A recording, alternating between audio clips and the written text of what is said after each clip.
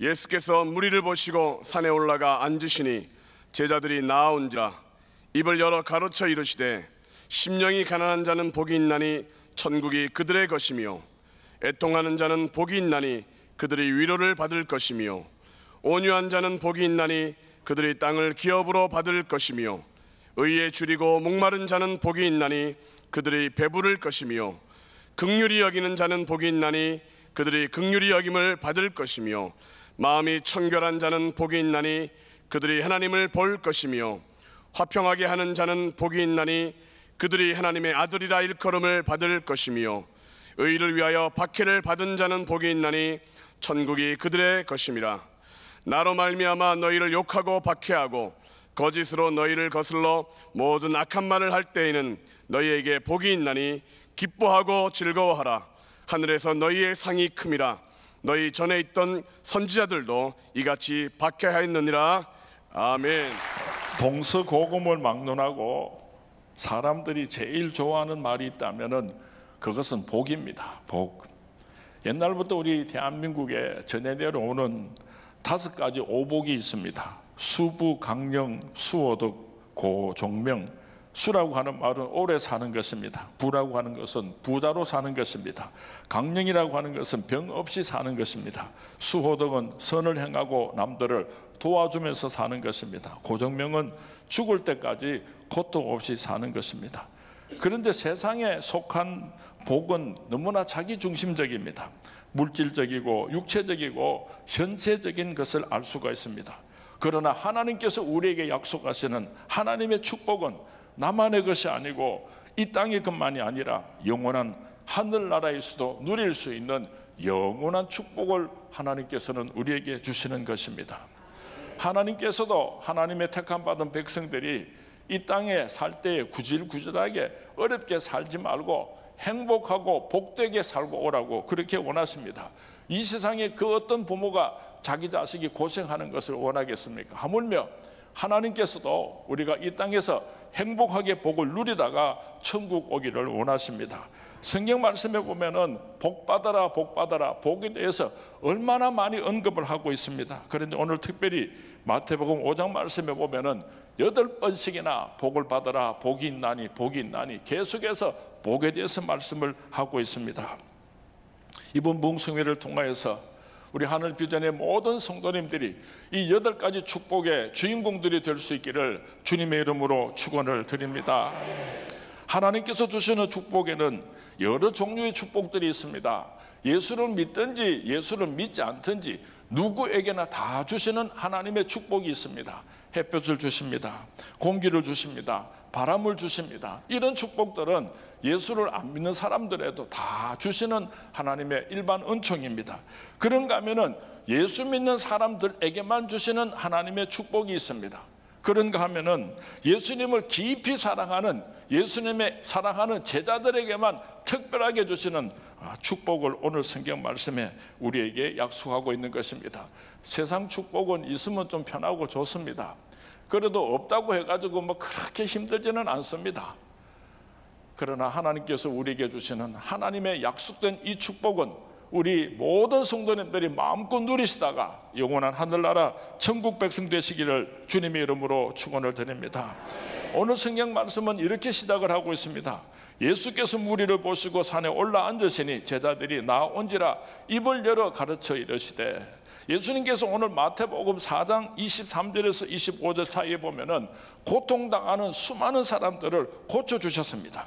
귀신 들린 자를 귀신을 쫓아주시고 간질병 들린 자의 간질을 쫓아주시고 중풍병 환자들을 고쳐주시고 얼마나 많은 환자들을 고쳐주시고 신유 은사를 하셨는지 모릅니다. 그랬더니 이 소문을 듣고 수많은 사람들이 구름대처럼 예수님을 찾아 나왔습니다.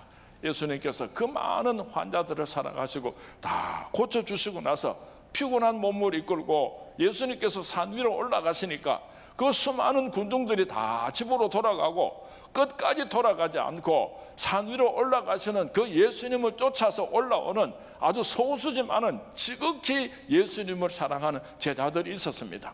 그 사랑하는 소수의 예수님의 제자들을 향하여서 입을 열어 가라사대 오늘 예수님께서 축복의 말씀을 주신 것입니다.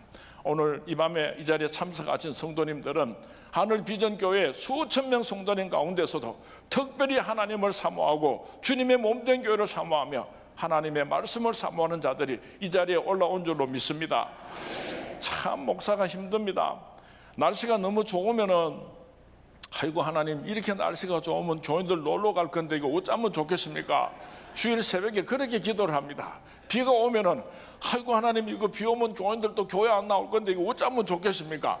목사님 애간장이 다 녹습니다. 오늘 저녁에 참 비가 많이 필요하니까 비가 오는 것은 좋은데 비가 줄줄 내리니까 아이고 또 부흥에 또 많이 빠지겠구나 그런 걱정을 하면서도요 성령의 담비를 오늘 이곳에 참석하신 분들에게 물 붓듯이 부어 주실 줄로 믿습니다. 아멘. 오늘 이 말씀은 구원받은 하나님의 제자들에게, 예수님을 특별히 사랑하는 예수님의 제자들에게 주신 말씀입니다. 8가지 이 축복을 오늘 밤에 이 자리에 참석하신 우리 하늘비전의 모든 성도님들이 받아 누리시기를 다시 한번 주님의 이름으로 축원을 드립니다. 오늘 이 8가지 축복을 자세히 들여다보면은 이 축복 속에는 예수님의 모습이 그려져 있습니다. 심령이 가난한 자는 복이 있나니, 예수님께서 심령이 가난한 자로 사셨습니다. 애통하는 자는 복이 있나니, 예수님께서 애통하시는 삶을 사셨습니다. 의를 위하여 핍박을 받는 자는 바로 그분 예수님이십니다. 긍휼히 여기는 자는, 마음이 청결한 자는, 화평케 하는 자는, 의를 위하여 핍박을 받는 그분은 바로 예수님을 의미하고 있는 것입니다. 다시 말하면 이 8가지 축복을 받는다고 하는 말씀의 의미는 우리가 예수 그리스도를 닮아서 하나님을 기쁘시게 해드리는 축복의 주인공이 되겠다고 하는 마음을 의미하고 있는 것입니다. 8가지 축복을 살펴봅니다. 첫 번째 축복입니다. 3절 말씀입니다. 우리 같이 봉독합니다. 시작. 심령이 가난한 자는 복이 있나니 천국이 그들의 것이며. 이 첫 번째 축복, 심령이 가난한 자는, 이 말씀을 드리기 전에 한 가지 말씀을 드리기를 원합니다. 이 8가지 축복은 단계적으로 나타나는 축복입니다. 무슨 말인가 하면은 한꺼번에 8가지 축복을 받을 수 있는 것이 아니라, 이 축복 저 축복을 골라서 받을 수 있는 것이 아니라, 첫 번째 축복을 받은 사람이 두 번째 축복을 받을 수 있고, 두 번째 축복을 받은 사람이 세 번째 축복을 받을 수 있고, 그래서 마지막 의를 위하여 핍박을 받는 자는 복이 있나니, 예수님께서 약속하신 축복이 완성이 되는 것입니다. 다시 말하면 심령이 가난한 자가 애통하는 자가 되는 것입니다. 애통하는 자가 되면은 온유한 자가 되는 것입니다. 온유한 자가 되어야지 의에 줄이고 목마른 자가 될 수가 있는 것입니다. 그렇게 성장하고 성숙해서 마침내 의를 위하여 핍박을 받으면서도 기뻐하고 즐거워하는 하나님께서 약속하신 하나님의 백성들의 축복을 완성할 수가 있는 것입니다. 그렇게 볼 때에 심령이 가난한 자는 복이 있나니, 8가지 축복 가운데서도 첫 번째 이 축복은 너무나 소중한 의미를 가지고 있습니다. 첫 단추와도 같은 말씀입니다. 우리가 단추를 잘못 꿰게 되면 어떻게 됩니까? 다 풀어가지고 새로 껴야 되잖아요. 이 첫 번째 축복을 우리가 받게 되면은 그 축복에서 시작을 해서 8가지 축복이 주렁주렁 매어 달리게 있습니다. 심령이 가난한 자는 복이 있나니, 이 축복은 다른 축복을 담는 축복의 그릇처럼 소중한 의미를 가지고 있습니다. 예수님께서는 심령이 가난한 자가 복이 있다 그렇게 말씀을 하셨어요. 좀 역설적이지 않습니까? 어떻게 가난한 자가 복이 될 수가 있는가? 히브리 사람들이 가난에 대해서 이야기를 할 때는 두 종류의 서로 다른 가난이 있습니다. 푸토코스라고 하는 가난함이 있고 펠레스라고 하는 가난함이 있습니다. 펠레스라고 하는 가난함은 좀 구차하고 살기 어렵고 힘들지만은 굶어 죽을 지경은 아닙니다. 좀 여유가 없는 그런 가난함을 의미하는 것입니다. 그러나 푸토코스라고 하는 단어는 처절하게 가난하기 때문에 오늘도 누군가가 나를 도와주지 아니하면은 생존이 불가능한 상태를 가르쳐서 푸토코스라고 하는 단어를 사용했습니다. 오늘 이 성경 말씀에 예수님께서 말씀하신 가난한 자는 심령이 푸토코스한 자는 복이 있다. 예수님께서 그렇게 말씀하셨습니다. 심령이 거지와 같이 가난한 자는 복이 있나니, 원문을 해석한다면 그렇게 해석하는 것이 원문에 가까운 것입니다. 심령이 가난하다고 하는 말은 자기를 겸손하게 비우는 것을 의미하는 것입니다. 돌은 하늘로 못 올라가지만은 빈 고무풍선은 하늘로 올라가는 것처럼 우리의 심령이 가난하게 될 때에 천국이 이루어지게 되는 것입니다. 가지려고 욕심을 부리면 이 세상을 한 사람에게 다 준다고 할지라도 한 사람의 그 욕심벌을 채울 수가 없을 것입니다. 마음을 비우게 되면은, 욕심을 버리게 되면은, 원망을 버리게 되면은, 사리 사욕을 다 버리게 되면은 놀라운 축복이 우리를 기다리고 있는 것입니다. 어느 날 성 어거스틴에게 제자가 물었습니다. 선생님, 그리스도인에게 있어서 첫 번째 등복이 무엇입니까? 그때 성 어거스틴이 대답을 하기를 첫째는 겸손이니라 그랬습니다. 그렇다면 두 번째는 무엇입니까? 하니까 두 번째도 겸손이니라. 그렇다면 세 번째는 그리스도인의 등복이 무엇입니까? 그렇게 질문을 했더니 세 번째도 겸손이다. 그렇게 대답을 하셨답니다. 똑같이 예배를 드립니다. 우리 오 목사님께서 말씀을 전가하시는데 어떤 사람은 큰 은혜를 받고 눈물이 막 쏟아지고 감격과 기쁨 속에서 그렇게 아름다운 예배를 드리는데 어떤 사람은 은혜를 받지를 못하는 사람이 있어요. 왜 그런가 하면은 그 심령이 푸토코스한 사람, 그 심령이 가난한 사람은 말씀이 떨어질 때마다 아멘 아멘 큰 은혜를 받지만은 그 심령이 가난하지 못한 사람은 어떤 사람이 이 자리에 와서 말씀을 전가해도, 예수님께서 오셔서 말씀을 전가해도 심령이 가난하지 못한 사람은 은혜를 받을 수가 없는 것입니다. 제가 진돗개를 2마리를 기르고 있는데요, 참 웃깁니다. 배가 부르고 그러면은요 밥을 잘 안 먹어요. 그러면 제가 한 이틀쯤 굶기면은요 주는 대로 막 미친 듯이 푹푹푹 짤도 쳐먹어요. 여러분들이 참 하나님의 은혜를 사모하고 정말 하나님의 말씀으로 큰 은혜를 누리기를 원하신다면요 심령이 가난한 자들이 될 수 있기를 주님의 이름으로 축원을 드립니다. 심령이 가난한 자는 복이 있나니 어떤 축복을 약속하셨는가 하면은 천국이 그들의 것임이요 그랬습니다. 우리가 어떻게 천국에 들어가는가 하면은 심령이 가난한 자가 되면 이 땅에서 우리 심령 속에 천국이 이루어지게 되고 그리고 장차 영원한 하늘나라에 들어갈 수 있다고 예수님께서 말씀하셨습니다. 누가복음 17장 21절에서 예수님 말씀하시기를 천국이 여기 있다 저기 있다 못하리니 하나님의 나라는 너희 안에 있느니라 그렇게 말씀하셨습니다. 어떻게 우리 심령 속에 천국이 이루어질 수가 있겠습니까? 심령이 가난한 자는 복이 있나니. 왜 그렇게 답답하고 왜 그렇게 불안하고 왜 한숨이 나옵니까? 심령이 가난하지 못하기 때문인 것입니다. 심령이 가난한 자들이 되셔서 이 땅에서 여러분 마음속에 천국이 이루어지고 장차 천국 백성들이 될 수 있기를 주님의 이름으로 축원을 드립니다. 주님의 이름으로 축원을 드립니다. 두 번째 축복에 대해서 말씀을 드립니다. 4절 말씀입니다. 같이 봉독합니다. 시작. 애통하는 자는 복이 있나니 그들이 위로를 받을 것이며. 참 이해하기가 어렵습니다. 무슨 애통하는 사람이 엉엉 울고 통곡하는 사람이 복이 있습니까? 그런데 예수님께서는 애통하는 자가 복이 있다고 말씀하셨습니다. 우리가 오늘까지 살아온 날을 돌아보면은 눈물은 영혼에 내리는 담비와도 같았습니다. 제가 미국에서 목회를 할 때에 저희 교회 안수 집사님 한 분이 살짝 바람을 피웠어요. 연세대학교를 졸업하고 아주 엘리트이신데요, 살짝 바람을 피웠는데 그 아내가 그것을 눈치를 챘습니다. 증거를 잡았습니다. 그런데 너무 분하고 억울하고 자존심이 상하니까 견딜 수가 없는 거예요. 그래서 식음을 전폐하고 열흘이 지났답니다. 근데 남편도 자존심이 있으니까 잘못했다는 말을 못하고 그런 지경이 되어가지고 목사님 오셔서 좀 해결해 주십시오. 그래서 그 집에 신방을 갔습니다. 그렇게 분위기를 보고 이렇게 눈치를 보니까요, 이 남자가 여자한테 잘못했다고 사과하기 전에는 자기 아내는 죽을 것 같았어요. 그래서 내가 집사님 진심으로 내가 잘못했다고 회개하고 용서를 구하십시오. 그 길 외에는 아내를 살릴 수가 없습니다. 그랬더니 이 남편 집사님이요, 아내가 있는 방에 들어가가지고 무릎을 꿇고 앉아가지고 여보 내가 잘못했어요. 내가 정말 잘못했어요. 용서해 주시오 하고 그렇게 빌었어요. 그랬더니 그 여자 집사님이 유민자 집사님이고 간호사이신데 혹시 아는 분 있으면 모른 척 해주십시오. 통곡을 하고 우는 거예요. 막 그렇게 몇 시간 후 울고 또 울더니만은요, 벌떡 일어나가지고 화장하고 밥 먹고 출근하고 그렇게 완전히 병이 나았어요. 우리가 한 번씩 속상하고 억울한 일 있을 때요, 자꾸 참으면 그거 병됩니다. 한번 우는 축복이 있기를 바랍니다.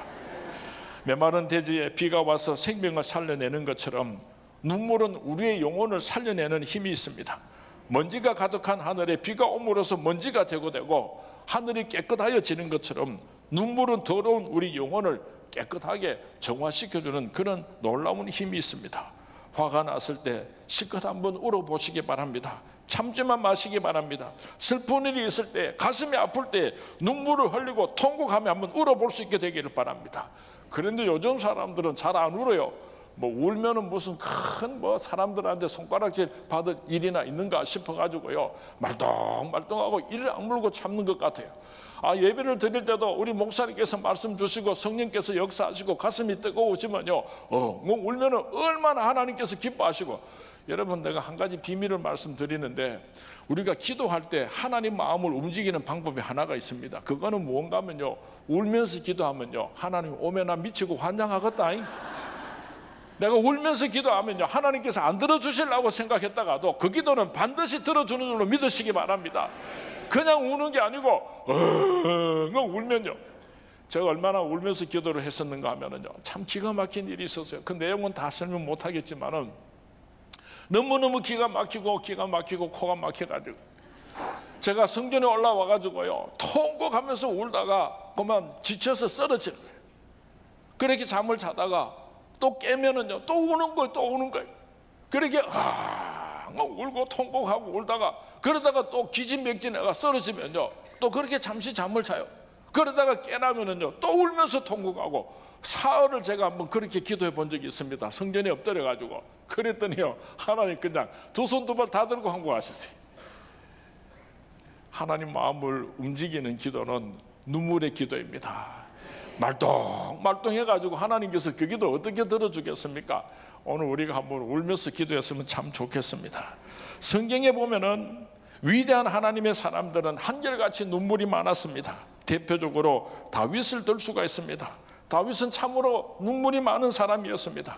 자신이 하나님 앞에서 잘못을 했거나 어떤 어려운 일이 있을 때마다 눈물을 흘렸습니다. 시편 6장 6절 말씀에 보면은 내가 탄식함으로 피곤하여 밤마다 눈물로 내 침상을 띄우며 내 혀를 적시나이다. 시편 42편 3절 말씀에 보면은 사람들이 종일 내게 하는 말이 내 하나님이 어디 있느냐 하오니 내 눈물이 주야로 내 음식이 되었어. 얼마나 눈물을 많이 흘렸는지 몰라요. 사도 바울도 눈물이 많았습니다. 고린도후서 2장 4절 말씀에 보면은 내가 마음에 큰 눌림과 걱정이 있어 많은 눈물로 너희에게 썼노니. 빌립보서 3장 18절 말씀에 보면은 내가 여러 번 너희에게 말하였거니와 이제도 눈물을 흘리며 말하노니. 이 사도 바울도요, 말씀을 전가할 때 그렇게 눈물이 많았던 것 같아요. 우리 오 목사님도 잘 우는가 모르겠는데, 우리 목사님들도 설교 말씀하다가 눈물 나면 좀 울었으면 좋겠어요. 어떤 사람이 눈물 흘리면 와, 저 사람 부부싸움 했는가, 와, 우는데. 그러지 말고요, 하나님 내게도 그 눈물을 주셨으면 좋겠습니다. 나에게도 잃어버린 눈물을 돌려주세요. 그렇게 기도할 수 있기를 바랍니다.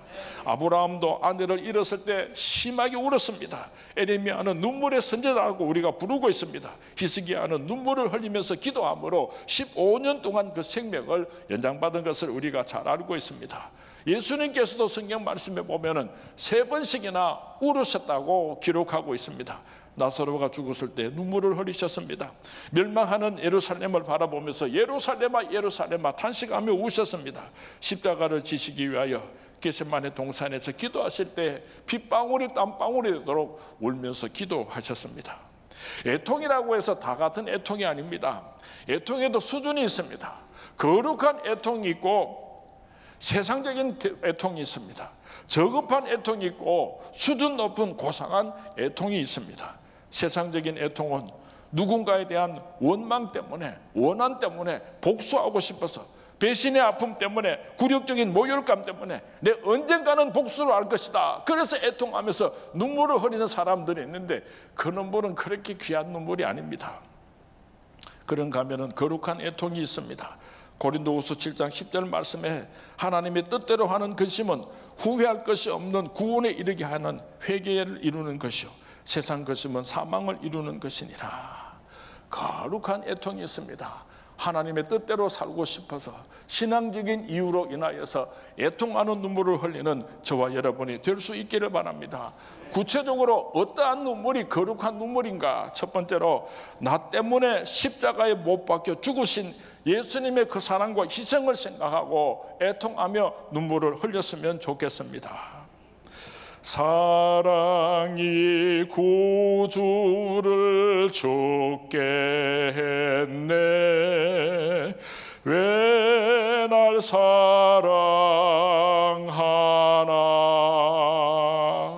겸손히 십자가 지시었네.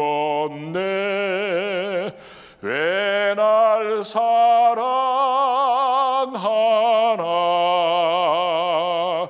왜 날 사랑하나. 왜 날 사랑하나. 왜 주님 갈보리 가야 했나. 왜 날 사랑하나. 나 같은 거 살리려고 나의 죄를 대신해서 십자가에 못 박혀 죽어두신 예수님을 생각할 때에 너무 고맙고 감사해서 애통하며 눈물을 흘리는 자는 복이 있다고 예수님께서 말씀하시는 것입니다. 제가 몇 년 전에 캐나다 에드몬턴에 사는 제 친구가 자기 섬기는 교회에 와서 부흥성회를 인도해 달라고 부탁을 해서 다녀온 적이 있습니다. 제 친구 집에서 잠을 자고 먹으면서 그 에드몬턴 한인 장로교회에서 부흥성회를 인도하는데 제 친구 집에 있는 그 아들이 동욱이가요, 너무 효자예요. 어쩌면 그렇게 아버지 말을 잘 듣고, 어쩌면 그 아버지를 그렇게 존경하고 사랑하고, 그 아버지가 시키는 대로 얼마나 순종을 잘하고 그 아버지를 하나님처럼 대해요. 얼마나 조심스럽게 그렇게 자기 아버지를 존경하고 잘 떠받드는지 하도 기가 막혀가지고, 야, 니는 복도 많다. 어떻게 저런 아들이 다 있느냐고 그렇게 부러웠어요. 그랬더니 제 친구 아내가 목사님 그게 저절로 되는 것이 아니고 다 이유가 있습니다. 그래요. 무슨 이유가 있느냐고 그랬더니요, 자세하게 이야기를 해줬어요. 동욱이가 고등학교 1학년 때 카나다로 이민을 왔답니다. 그런데 이 아들이 고등학교 1학년이 돼서 미국에 캐나다에 왔으니까 영어를 못하고 학교에 공부를 적응을 못해가지고 그래서 그냥 아주 삐뚤어지게 된 거예요.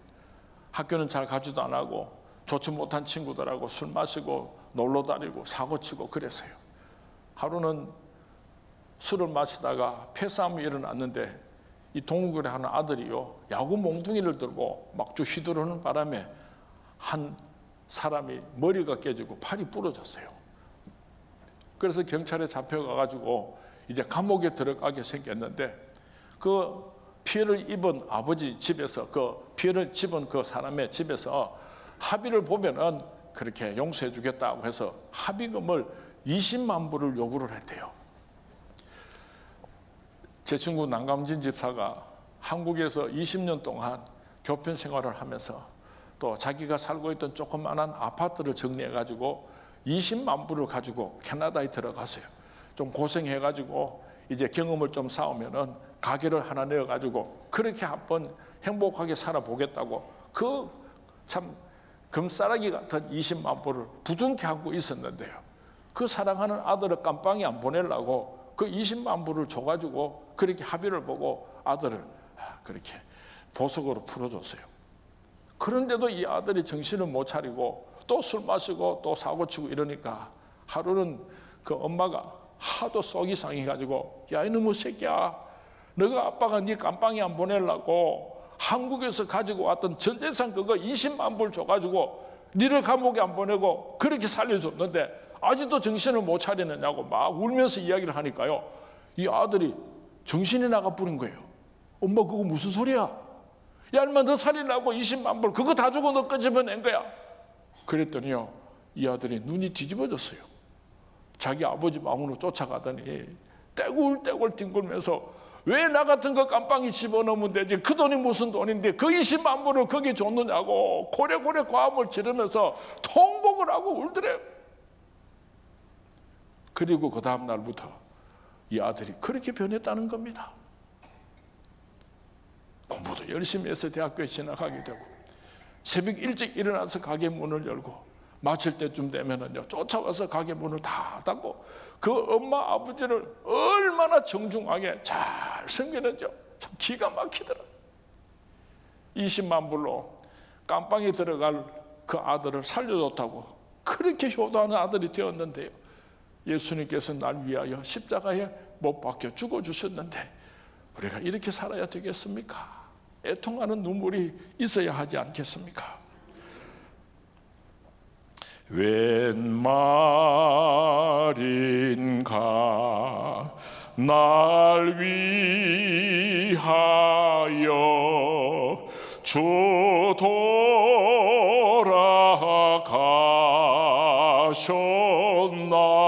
돌아가셨나.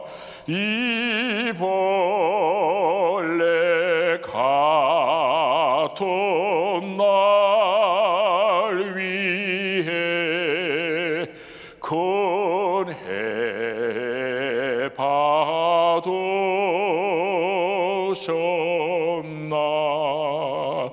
널 울어도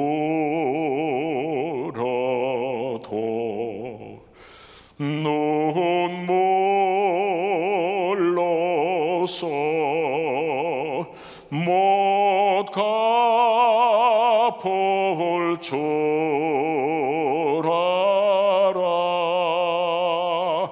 몸 밖에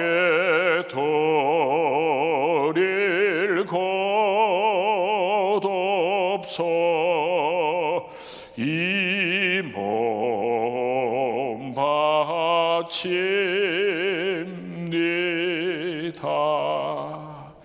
그러함에도 불구하고 예수님의 그 크신 사랑을 받았음에도 불구하고 오늘도 죄를 짓고 살아가는 나의 무기력한 모습 때문에 애통하며 눈물 흘렸으면 좋겠습니다. 사도 바울은 로마서 7장 19절 24절에서 내가 원하는 바서는 행하지 아니하고 도리어 원하지 아니하는 바 악을 행하는도다. 오라 나는 곤고한 사람이로다. 이 사망의 몸에서 누가 나를 건져내랴. 사도 바울은 구원받은 자로서 자기가 원하는 선을 행하면서 살고 싶었지만 원치 아니하는 악을 행하는 자신으로 인하여서 원통하며 통곡을 했습니다. 베드로도 그랬습니다. 베드로는 예수님께서 붙잡히시기 전에 다른 사람은 다 예수님을 버린다고 할지라도 저는 어떤 일이 있어도 예수님을 버리지 않을 것입니다. 큰 소리쳤습니다. 심지어 예수님과 함께 죽을지언정 예수님을 버리는 일은 결단코 없을 것입니다. 호언장담했습니다. 그런데 막상 예수님께서 로마 병정들에게 붙잡히시자 베드로는 예수님을 버리고 도망쳤습니다. 계집 요정 앞에서 나는 예수님과 아무런 상관도 없는 사람이라고 예수님을 부인하고 맹세하고 저주했습니다. 다구는 울음소리가 들려왔습니다. 그때 베드로는 예수님의 말씀이 생각났습니다. 네가 닭 울기 전에 나를 3번 부인하리라. 베드로는 밖으로 나가서 심히 통곡하며 울었습니다. 이 심히 통곡하며 우는 이 눈물이 베드로에게 있어서 대전환점이 되었던 것입니다. 애통하는 그 눈물이 수제자 베드로로 바뀔 수 있는 큰 밑거름이 되었던 것입니다. 오늘 밤에 하나님의 뜻대로 살지 못하는 나 자신을 돌아보고 원통해서 눈물을 흘리는 밤이 될 수 있기를 바랍니다. 지옥 불러가는 불쌍한 영혼들을 바라보면서 어찌할꼬 애통하는 눈물이 있었으면 좋겠습니다. 예수님께서는 멸망해 가는 예루살렘 성을 바라보시며 예루살렘아 예루살렘아 탄식하셨습니다. 내 사랑하는 가족들이 지금 지옥불로 가고 있습니다. 주님 다시 오시면 지옥불로 들어갈 수밖에 없습니다. 그것을 알면서도 애통하지 않는다면 먼저 구원함을 받은 하나님의 아들과 딸들로서 얼마나 부끄럽겠습니까? 요즘은 수직 선교라는 말이 굉장히 중요한 단어로 떠오르고 있습니다. 이게 무슨 말인가 하면은 수평 선교는 땅끝까지 이르러 내 복음의 증인이 되는 것입니다. 그런가 하면은 수직 선교는 내가 받은 이 귀하고 아름다운 신앙을 후손들에게 물려주는 선교인 것입니다. 아버지는 그렇게 예수를 잘 믿고 그 가족은 그렇게 예수를 잘 믿었는데 그 믿음을 후손들에게 물려주지는 못해서 신앙의 대가 끊겨버리는 경우가 얼마나 많은지 모릅니다. 오늘 밤에 여러분의 가족들이 어디 있는지를 생각해 보면서 아직도 예수를 모르고 지옥불로 살아가는 그런 사람들을 생각하면서 애통하며 눈물 흘리며 기도하는 밤이 될 수 있기를 바랍니다. 농사를 지을 때에 몇 년 동안 계속해서 농사를 지으면 그 땅이 딱딱해지고 더 이상은 농사를 지을 수가 없게 됩니다. 그러면 농부는 농사를 멈추고 밭갈이를 하게 됩니다. 깊이 밭갈이를 하게 되면 다시 많은 그런 곡식들을 추수할 수 있게 되는 것입니다. 우리 그리스도인들의 애통의 눈물은 심령의 밭갈이를 하는 것입니다. 오랫동안 신앙생활을 하다가 내 마음이 돌짝밭과 같이 그렇게 강팍해졌습니까? 오늘 밤에 눈물을 흘리면서 기도함으로 우리의 심령이 옥토가 될 수 있기를 주님의 이름으로 축원을 드립니다. 애통하는 눈물로 다시 한번 갈아엎어서 메마른 심령들이 기름진 옥토가 되어서 하나님의 크신 축복을 주룩주룩 맺어드리는 거룩한 백성들이 될 수 있기를 주님의 이름으로 축원을 드립니다. 한번 나 자신을 돌아보았으면 좋겠습니다. 나는 지금 어떤 눈물을 흘리고 있습니까? 혹시 잠깐 있다가 없어지는 안개와 같은 이 세상 것들 때문에 울고 웃고 애통하는 싸구려 눈물을 흘리고 있지는 않습니까? 날 위하여 십자가에 못 박혀 죽으신 예수님의 그 사랑 때문에 하나님의 아들 딸답게 살지 못하는 이것이 너무 분하고 억울해서 오늘 지옥불로 달려가는 내 사랑하는 사람들을 생각하면서 애통하는 눈물을 흘리는 자는 복이 있다고 예수님께서 말씀하십니다.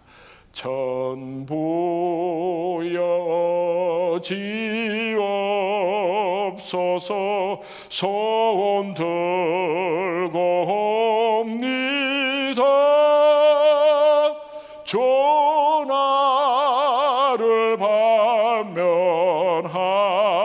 반면하시면 나 어디 가리까. 내 죄를 씻기 위하여 피 흘려 주시니 곧 회개하는 마음으로 주 앞에 옵니다. 애통하는 자는 복이 있나니 그들이 위로를 받을 것이며 애통하는 자에게 참된 위로를 하늘로부터 내려오는 참된 평안함을 우리에게 주시겠다고 약속을 하셨습니다. 어린 아이가 엄마가 주는 초콜릿 우유를 맛있게 먹다가 그만 떨어뜨려 버렸습니다. 우유를 쏟았습니다. 컵을 깨뜨렸습니다. 하얀 카페트가 더러워지고 말았습니다. 그래서 이 어린 아이가 엄마를 쳐다보면서 너무 미안해서 엄마하고 눈물을 흘리고 말았습니다. 어머니가 쫓아옵니다. 그 사랑하는 딸을 꼭 안으면서 얘야야야, 내가 마음이 아픈 것은 네가 우유를 쏟아버렸기 때문이 아니란다. 얘야야야, 내가 마음이 아픈 것은 네가 컵을 깨뜨려 버렸기 때문이 아니란다. 저 카페트를 더럽혀 버렸기 때문이 아니란다. 내가 마음이 아픈 것은 저 컵보다도 저 우유보다도 저 카페보다도 천배 만배나 더 소중한 내 사랑하는 딸이 마음 아파하는 것, 그것 때문에 내 마음이 아프단다. 그러면서 사랑하는 딸을 꼭 안아주셨답니다. 우리가 하나님의 아들 딸답게 살지 못하고 그것이 분하고 억울해서 통곡하면서 울 때에 성령님께서 찾아오셔서 우리를 꼭 안아주시면서 네가 무슨 죄를 지었든지 네가 진홍같이 붉은 죄를 지었다고 할지라도 너는 내 사랑하는 아들이야, 너는 내 사랑하는 딸이야. 우리 하나님께서 꼭 안아주시는 놀라운 위로의 축복을 주실 줄로 믿습니다. 이 축복을 누리시는 우리 하늘 비전의 모든 성도님들이 될 수 있기를 주님의 이름으로 축원을 드립니다. 세 번째 축복입니다. 5절 말씀입니다. 우리 같이 봉독합니다. 시작. 온유한 자는 복이 있나니 그들이 땅을 기업으로 받을 것이며. 세상 사람들은 온유한 것을 복이라고 생각하지 않습니다. 세상 사람들은 힘을 가지고 부자가 되기 위해서 수단법을 가리지 않고 빼앗고 도둑질하고 훔칩니다. 자식들을 강하게 키우기 위해서 수단방법을 가리지 않고 어떻게든 좋은 학교에 보내고 어떻게든 좋은 환경을 만들어 주려고 그렇게 몸부림을 치고 있습니다. 그런데 오늘 예수님께서는 정반대의 말씀을 하고 계십니다. 남을 섬기고 자기 자신을 낮추고 양보하는 그 사람이 복이 있다, 그렇게 말씀을 하세요.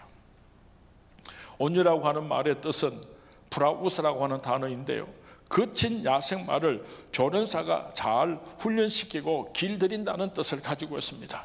온유라고 하는 것은 무기력하고 우유부단하고 소심한 것이 아니라 잘 훈련되고 통제된 것을 의미하는 것입니다.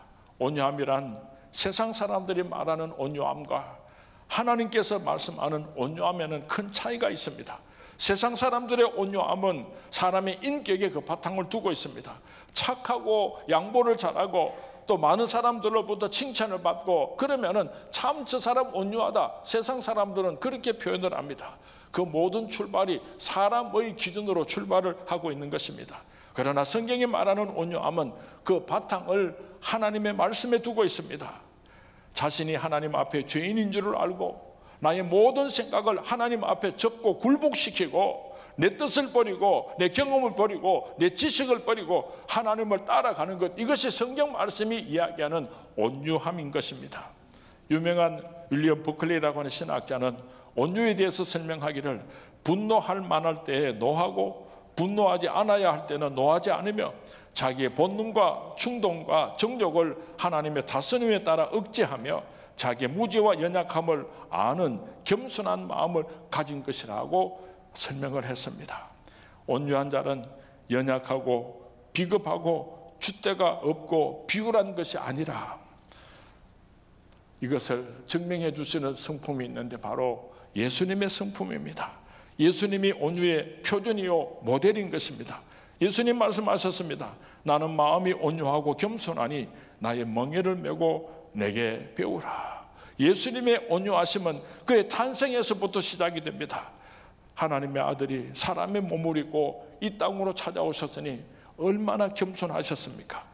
온 인류를 구원하기 위해서 십자가에 못 박혀 죽으셨습니다. 수치와 모욕과 침뱉음을 예수님께서 당하셨는데 얼마나 분하고 억울하셨겠습니까? 그럼에도 불구하고 내 원대로 마옵시고 하나님 아버지 뜻이 이루어지기를 원합니다. 하나님 아버지 뜻에 순종하셨습니다. 이것이 예수님께서 우리에게 보여주신 온유함인 것입니다.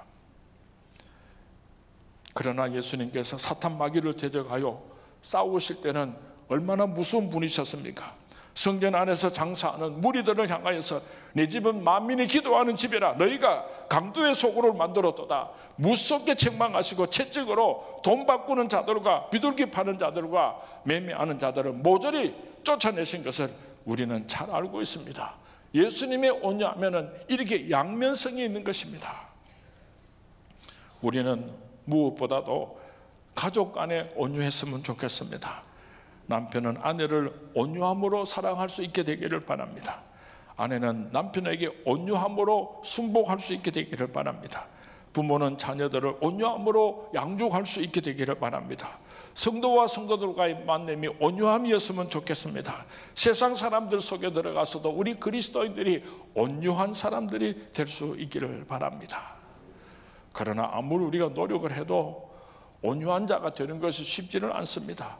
갈라디아서 5장 23절에 보면은 성령의 열매 9가지를 말할 때에 사랑과 희락과 화평과 오래 참음과 자비와 양성과 충성과 온유와 절제니 이 같은 것을 금지할 법이 없느니라. 온유는 성령의 열매라고 말씀하고 있습니다.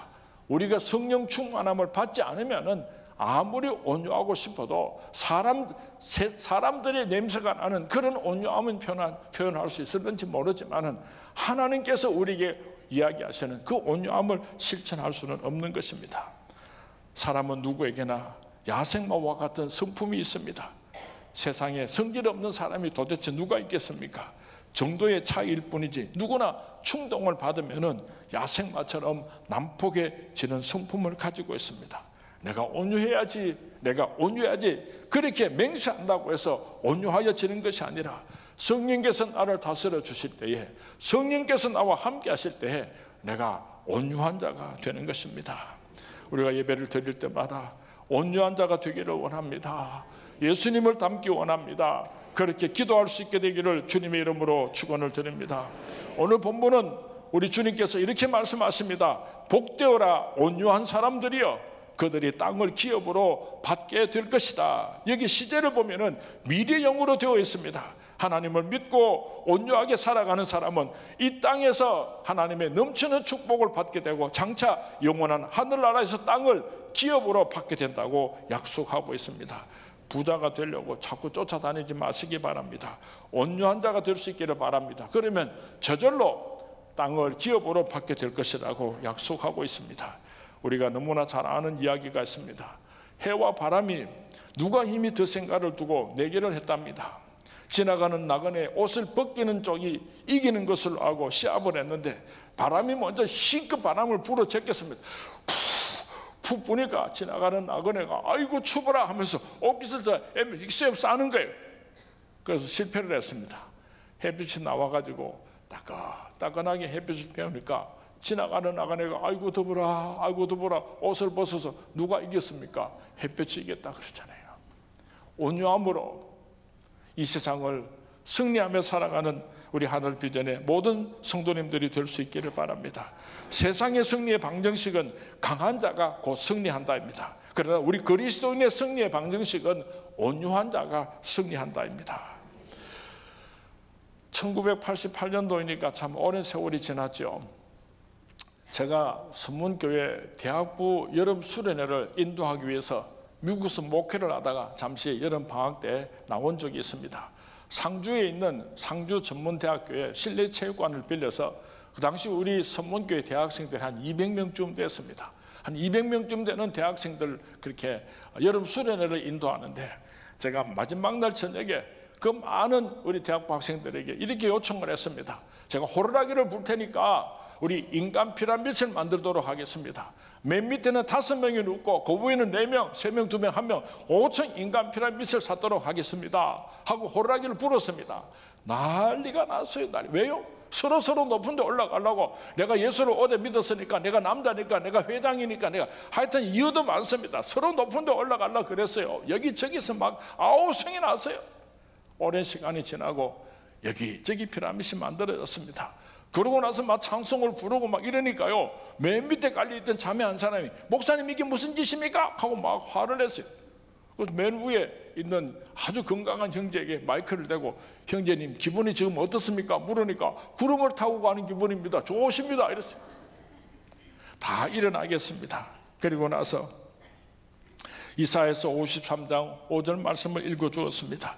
그가 찔림은 우리의 허물을 인하며 그가 상함은 우리의 죄악을 인함이라. 그가 징계를 받음으로 우리가 평화를 누리고 그가 채찍을 맞음으로 우리가 나음을 입었도다.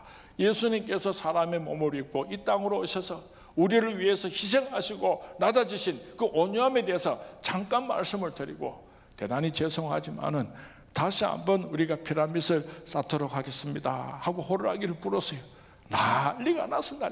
왜 또 난리가 났겠습니까? 서로 지가 밑에 들어간다. 내가 건강하기 때문에, 내가 남자이기 때문에, 내가 예수를 오래 믿었기 때문에 난리 법석이. 아주 오랜 시간이 지나고 나서 기적이 피라미드들이 만들어졌습니다. 그리고 찬송을 부르는데요, 눈물바다가 됐어요. 맨 밑에 누워있는 건강한 형제에게 지금 기분이 어떻습니까? 했더니 나는 지금까지 남을 다스리고 이기려고 했는데 이제부터는 남을 섬기는 삶을 살아가기를 원합니다. 막 울었어요. 친구를 따라가지고 난생 처음 교회 나오고 그렇게 여름 수련을 따라왔던 자매님이 맨 위에 누워있는데 자매님 지금 기분이 어떻습니까? 하고 물었더니 목사님 나 괴로워 죽겠어요. 나 좀 일어나게 해주세요. 그래. 오늘 내가 호루라기를 불면서 우리 하늘 비전교회 성도님들 5층 피라미드를 쌓도록 하겠습니다. 그러면 여러분은 자리가 어디라고 생각합니까? 장로님들이 밑자락을 놓아야죠. 권사님들께서 밑자락을 놓으셔야죠. 건강한 사람들이 밑자락을 놓아야죠. 오래 예수 믿은 사람들이 밑자락을 놓아야죠. 이런 아름다운 온유한 하늘 믿은 교회가 될 수 있기를 주님의 이름으로 축원을 드립니다. 오늘 누가 천국을 차지하겠습니까? 온유한 자들이 천국의 주인공이 됩니다. 천국에 가서 보면은 그곳에 모세가 있습니다. 에녹이 있습니다. 노아가 있습니다. 아브라함이 있습니다. 회개한 기생 라합이 있습니다. 우편의 강도가 있습니다. 세리마타가 있습니다. 삭개오가 있습니다. 수가성 여인이 있습니다. 고넬료가 있습니다. 베드로가 있습니다. 사도 바울이 있습니다. 이들은 다 자기 자신을 버리고 하나님의 뜻에 자기를 쳐서 복종시킨 온유한 자들이 천국에 가면 우리가 만나게 될 것입니다. 지옥에는 어떤 사람이 있을 것 같습니까? 자칭 스스로 강하다는 사람들은 모조리 다 지옥에 가 있을 것입니다. 단테 신곡을 보면은 지옥에 있는 사람들을 이렇게 묘사하고 있습니다. 정욕의 죄를 범한 사람들, 탐욕의 죄를 지은 사람들, 분노와 무절제한 사람들, 우상숭배한 사람들, 유혹자, 아첨꾼, 점쟁이, 탐관, 어리, 위선자, 도둑, 사기꾼, 모략가, 분열주의자들이 지옥에 있다고 그랬습니다. 그리고 지옥 맨 밑바닥에 있는 사람들이 누군가? 그들은 배신자라고 했습니다. 하나님을 배신한 사람, 친구를 배신한 사람, 이웃을 배신한 사람들이, 배신자들이 지옥의 맨 밑자락에 있더라고 단테는 그렇게 설명을 하고 있습니다. 지옥에 가 있는 사람들에게 공통점이 있습니다.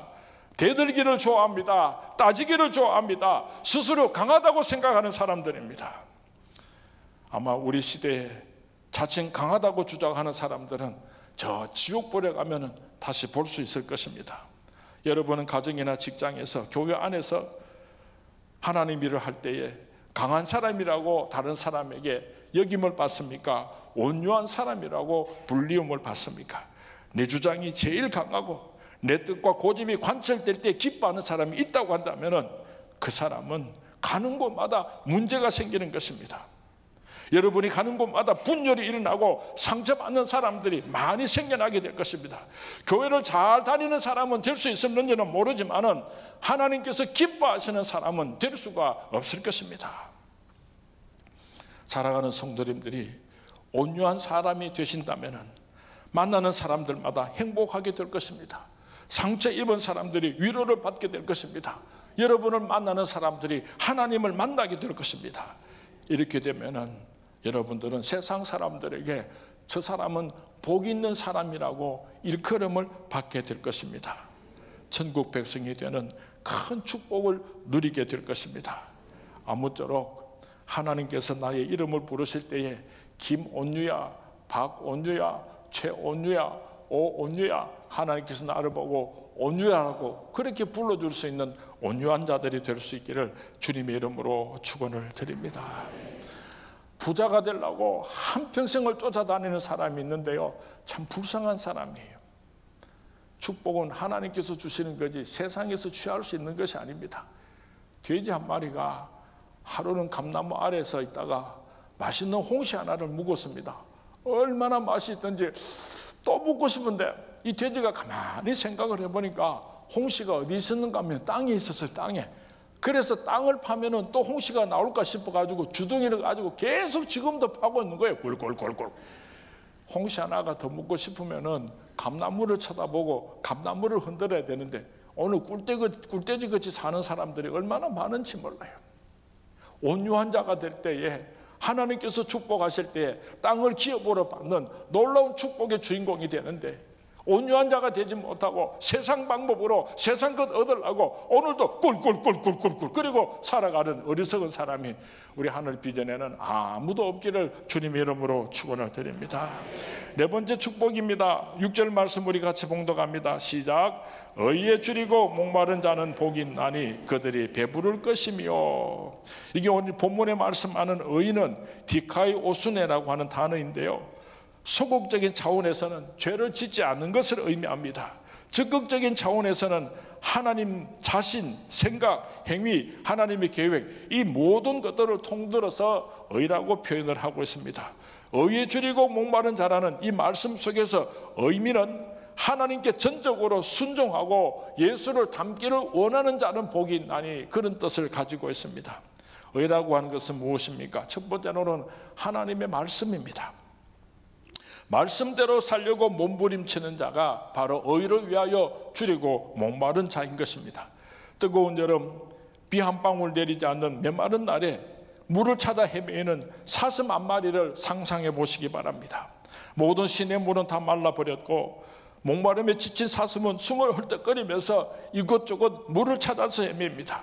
행여 물이 있을까 발로 강바닥을 끌고 보지만은 물이 한 방울도 없습니다. 이 사슴의 눈에는 온통 물밖에 보이지를 않습니다.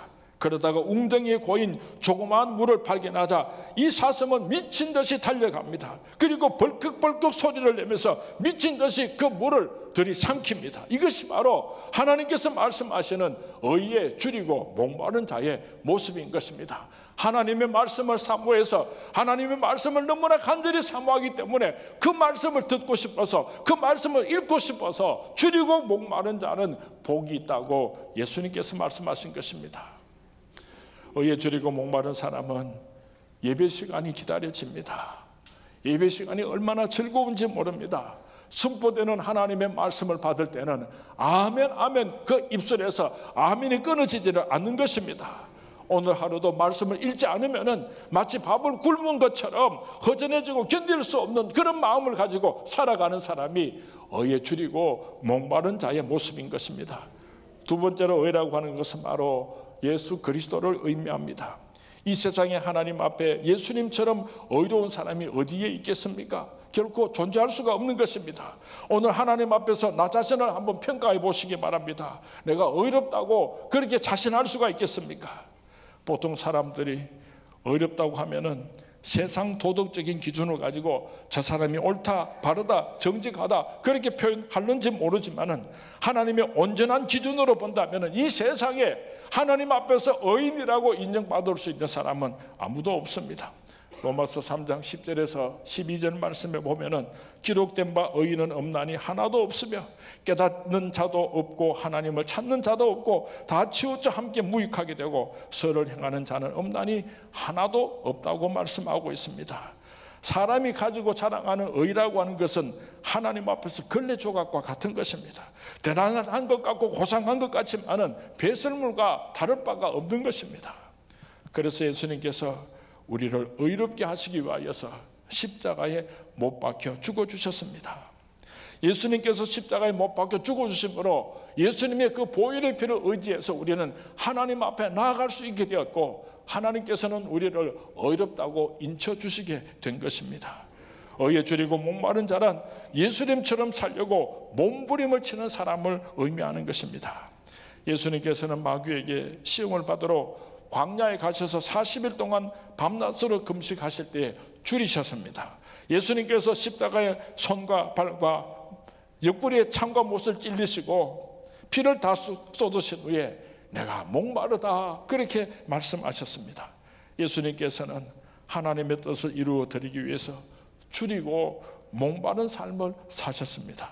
그 주님을 닮기를 갈망하는 저와 여러분이 우리도 주님 때문에 목마르기를 원합니다. 우리도 주님 때문에 배고파서 견딜 수 없는 그 고통과 아픔을 누리면서 살아가기를 원합니다. 그렇게 줄이고 목마른 자가 복이 있다고 오늘 말씀하고 있습니다. 사랑의 주님 닮기 원하네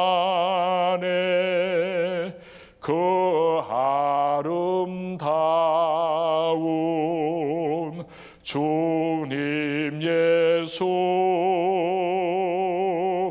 이 세상에서 저 천국까지 닮기 원하네 주님 예수. 의를 위하여 줄이고 목마른 사람에게는 특징이 있습니다. 첫 번째로는 자기의 의를 자랑하지 않습니다. 이사야는 성전에서 그 밝은 빛 가운데서 자기 자신을 발견하고 화로다 나여 망하게 되었도다 나의 입술이 부정한 자로다 탄식했던 것을 우리는 잘 알고 있습니다. 의에 줄이고 목마른 자는 자기 자신의 의를 자랑하지 않는 것입니다. 걸레는 아무리 빨아도 삶아도 걸레일 뿐인 것입니다. 나는 죄인이로소이다. 나는 죄인이로소이다. 의를 위하여 줄이고 목마른 사람은 불의를 미워하며 진실하게 살려고 몸부림을 치는 사람입니다. 의를 위하여 줄이고 목마른 사람은 하나님의 말씀을 사슴이 시냇 물을 갈급하듯이 사모하는 사람입니다. 의를 위하여 줄이고 목마른 사람은 궁극적인 삶의 목적이 그의 나라와 그 의를 위해서 살아가는 삶입니다. 오직 주 예수가 나의 삶의 목적이 되는 사람은 의를 위하여 줄이고 목마른 삶을 살아가는 사람입니다. 사도 바울은 이렇게 고백을 합니다. 우리가 살아도 주를 위하여 살고 죽어도 주를 위하여 죽나니 그러므로 사나 죽으나 우리가 주의 것이로다. 사도 바울은 의에 줄이고 목마른 자의 삶을 사셨던 분입니다. 내가 이제 살아도 주 위에 살고 이제 내가 죽어도 주 위에 죽네. 우리의 남은 생에는 살든지 죽든지 오로지 내 몸에서 그리스도만이 존귀케 되기를 원하노라. 사도 바울의 고백처럼 의에 줄이고 목마른 자로서 살아가는 저와 여러분이 될 수 있기를 주님의 이름으로 축원을 드립니다. 굶주린 자가 먹을 것 찾아서 몸부림치듯이 갈증으로 허덕이는 자가 물을 찾듯이 줄이고 목마른 자의 심정으로 하나님의 의를 구하면서 살아가는 자가 복이 있다고 오늘 예수님께서 말씀하셨습니다. 어떤 축복을 약속하셨습니까? 그들이 배부를 것이며, 배부르게 해주신다는 말씀의 의미는 우리도 예수님처럼 의로운 자가 되게 해주시겠다는 약속의 말씀입니다. 세상이 줄 수 없는 영적인 참된 평안과 만족함을 우리에게 주시겠다고 약속하신 것입니다. 이 축복을 받아 누리시는 우리 모든 하늘 비전의 성도님들이 될 수 있기를 주님의 이름으로 축원을 드립니다.